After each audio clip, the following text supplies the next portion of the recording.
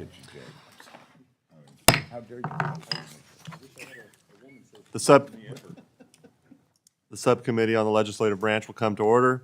Welcome to the subcommittee markup on fiscal year 2025 legislative branch appropriations bill. Welcome Chairman Cole, Ranking Member DeLauro, and Ranking Member Espaillat. As the new chairman of the legislative branch subcommittee, it has been an exciting few weeks working to present the bill before you today. First, I want to say thank you to the members of this subcommittee for your respectful input and particularly the cooperation and patience of our ranking member, Mr. Espaillat. I also want to thank subcommittee staff on both sides, from the majority, Michelle Reinschuttle and April Lyman, and from the minority, Faye Cobb. Thank you all for your thoughtful due diligence and hard work, especially during the expedited timeframe. I'm pleased to introduce the fiscal year 2025 legislative branch appropriations bill, which provides $5.546 billion, a 3.5% increase from the fiscal year 2024 enacted House levels. Adding the Senate items, the discretionary allocation totals $7.125 billion, which is a 5.6% above the fiscal year 2024 enacted level. The bill supports the legislative branch as an essential branch of government that is open to and works for the American people. Details of the bill and report have been shared with the subcommittee members, and I'll provide a quick summary of the highlights and recommendations before us today. The bill provides $1.93 billion for operations of the House. This is an $81.6 million more than last year's enacted level, a 4.4% increase. This bill provides level funding for many accounts within the House, such as the leadership offices and intern pay, while providing the resources needed to do our jobs well, retain staff, best serve our constituents, and provide oversight of the executive branch. The bill includes $25 million for joint items, including the Joint Economic Committee, which received flat funding, the Joint Committee on Taxation, which received an increase of $896,000, the attending physician, which decreased 7.3%, and the Office of Congressional Accessibility Services, which increased by $48,000. The bill includes an $830 million for the Capitol Police, a 4.9% increase in funding to allow the department's full sworn officer request and fill the mission-critical requirements to keep the Capitol complex and all who work and visit the Capitol secure. The bill provides flat funding for the Office of Congressional Workplace Rights and a 4% increase for the fiscal year 2024 enacted for the Congressional Budget Office.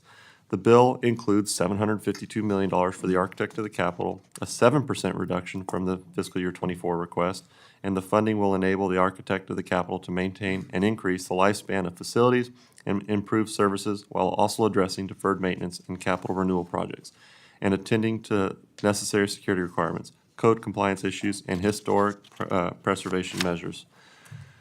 The bill provides $883 million for the Library of Congress. This is a 3.7% increase from the enacted level to allow the library to maintain current operations and support the Copyright Office, Congressional Research Service, and the Library Service for the Blind and Print Disabled. The bill provides $897 million to the Government Accountability Office, a 10% increase over the fiscal year 2024 enacted level to continue its oversight across the wide array of government programs and operations. This increase is due to the significant reduction in the offsetting collections of fiscal year 25 that the base allocation had to absorb.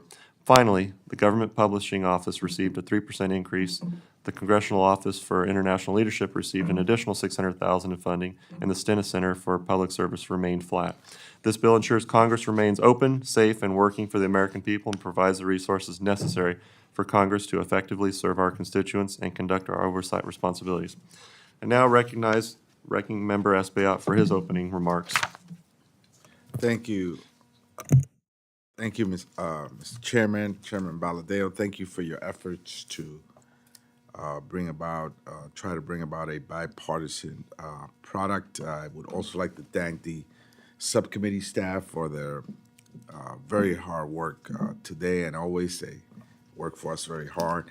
The fiscal year 2025 legislative branch bill in front of us today is $5.5 billion, as you stated, Mr. Valadeo, which is $189 million above fiscal year 24 enacted levels. As ranking member of this committee, the numbers seem reasonable The bill provides modest increases to support the staffing and other resources needed by Congress to do its work. I am pleased that the amounts provided for the Capitol Police and other security initiatives will make our campus safer. I've communicated that to you. Particularly, I'm very pleased that you showed me today how we've also included a firearm detection system and a gunshot detection system to protect our staff, visitors, us, and everybody on campus. I'm also pleased to see increases for many legislative branch accounts, including the Library of Congress and the Government Accountability Office. However, I cannot support this bill as written today because of the what I feel are unnecessary, harmful riders.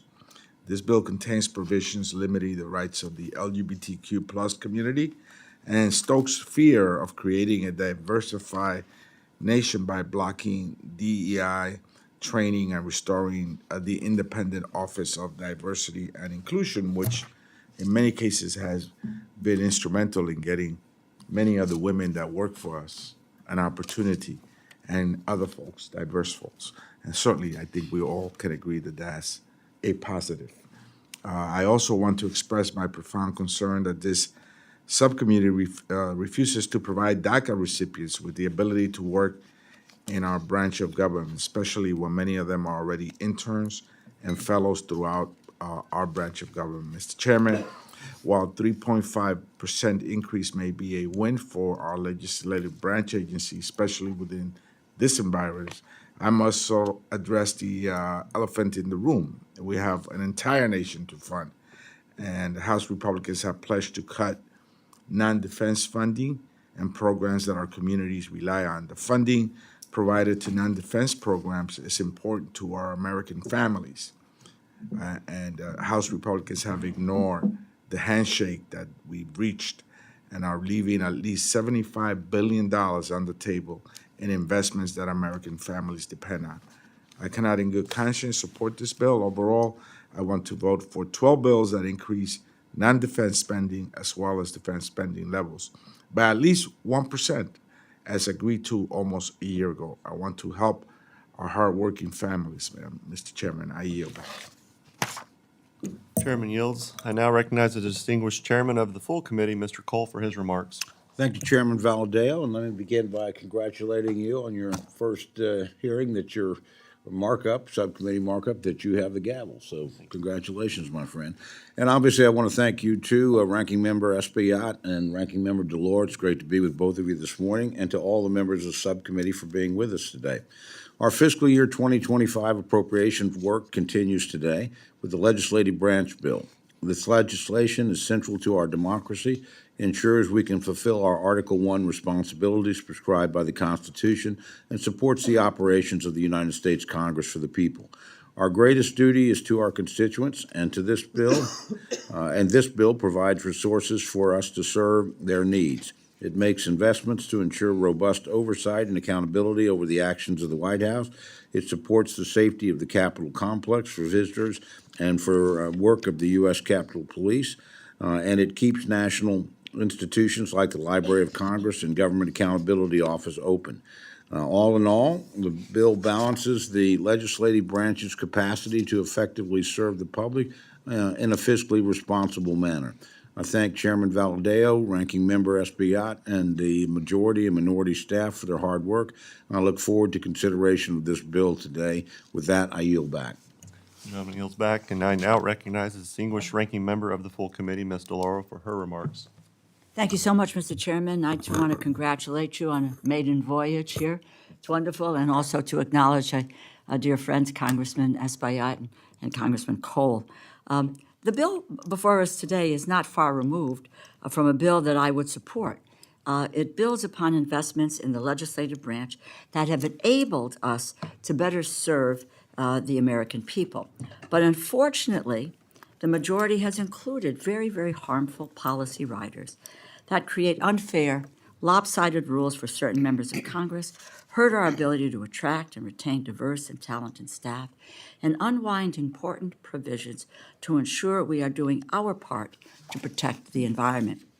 The bill includes a provision that creates loopholes for medical and dental professionals serving in the Congress to be paid in addition to their congressional salary, opening the door to change the rules that we all must follow when it comes to external professions, unfairly benefiting certain members and potentially creating conflicts of interest.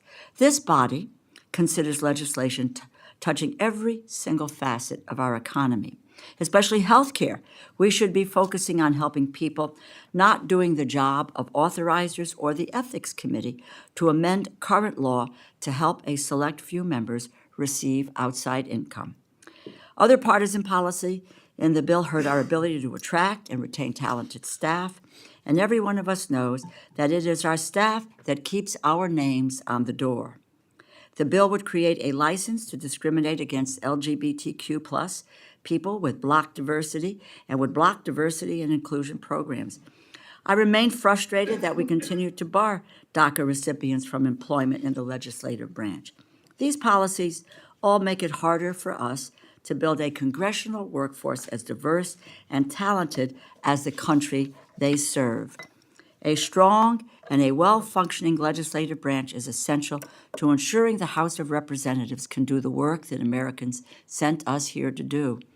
If we cannot create an environment where all staff feel safe and welcome, we will not be able to serve people in the ways that they expect and that they deserve. The bill's reasonable funding levels are proof that House Republicans are capable of writing bills that can get bipartisan support. If they could simply abandon their obsession with partisan writers, which they know will be removed from the final agreement. I hope my Republican colleagues can make these simple, necessary changes so that we can pass this bill with strong support from both Democrats and Republicans. But at this time, I cannot support this bill. I hope Republicans will reconsider their strategy, join us at the table to support our staff, our constituents, our workers and families around the country. Above all, it is time to govern. And before I close, I would like to say a thank you to the majority staff and the minority staff for their work on the subcommittee, with a particular shout out to Faye Cobb and Raquel Welsh. Thank you, and I yield back. Generally yields. Does any other member wish to make any opening remarks? Ms. Bice?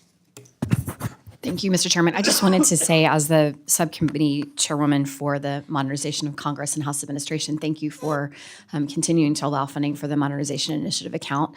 I think the work that we've been doing in that committee has been reflective of some positive changes that we've seen across the board. So I just wanted to note that, thank the committee staff as well for their hard work in making sure that that was included. Yield back. Thank you. Any other members wish to make? Mr. Clyde? Thank you, Chairman Valadeo, and congratulations on your new position. And I look forward to working with you in this committee for many more markups to come.